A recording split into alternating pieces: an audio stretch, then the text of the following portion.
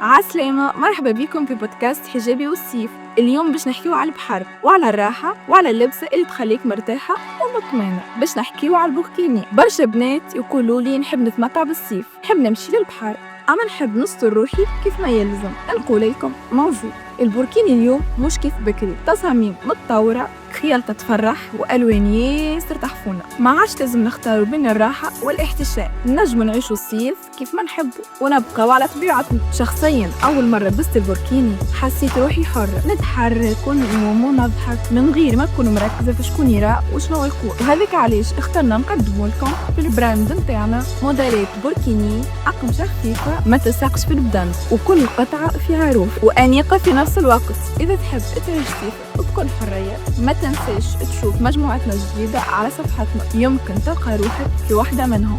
شكرا لكم، نلقاوكم في الحلقة الجاية من حجابي وصيف.